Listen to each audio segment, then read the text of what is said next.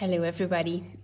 Today I want to show you a little hack I found out. I am not a big fan of color by number, but this book is actually very fun because you can choose your own colors. So for some people it's maybe a little bit difficult because they don't know where to start, or I have some tips for you to choose your colors and make it a little bit more interesting.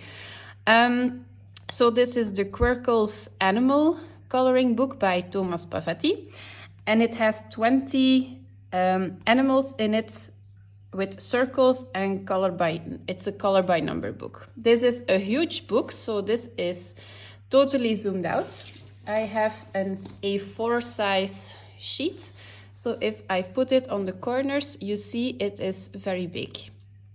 Okay, so first of all, what is a Querkles coloring book? It is actually a coloring book with circles. So this is how it looks like when you open the page. So it only has 5 numbers, 1 till 5, and it's actually meant to choose your own colors. And right here you have options. You can choose 5 different colors in the same color family, like from a black or a very dark green until a lighter green. Or you can choose different colors, but they have to have a different value. So one is the darkest color, 5 is the lightest color. So when you pick a color in the coloring family, it's obvious which one is darker than the other. But when you choose a color palette, for example, it's not always that easy to see if the values are high enough for this kind of picture. Because when your values are not big enough, the result is not going to be as pretty as it should be. So I tried some different techniques. So this was my first one with water-based markers. And obviously I went from brown to yellow. So this is not rocket science. You can see when you have the 5 markers, which color is the darkest and which one is the lightest. So no problem with that. I did the same thing with the horse. So I took shades of gray. Same example.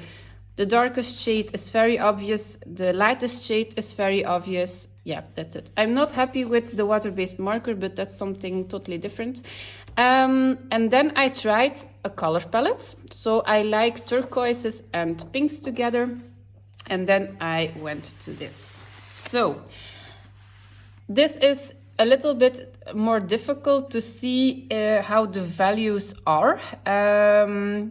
Like the pinks and the turquoises, you see that they are close to each other, but is the value big enough to give it a different number? So this was also done with water-based markers. And then today I started my 4th page, and it's this one. And this time I started with alcohol markers because I hate how it is coming out with the streaking, and I like this one actually a little bit more. And this is a complicated color palette. So I use the colors here I am trying to use. So I have a dark purple, a lighter purple, a pink, a turquoise, and a yellow. So how do you know if the values are high enough? This is a little tip. So the markers I chose were these cheap ones from the Action store, nothing fancy. And I found a color palette that spoke to me, and I will put it on the screen. So this was I was going to work with. And a little tip, you can swatch the colors you want to use. Okay. And then we're going to set this video in black and white. So I'm going to do that now.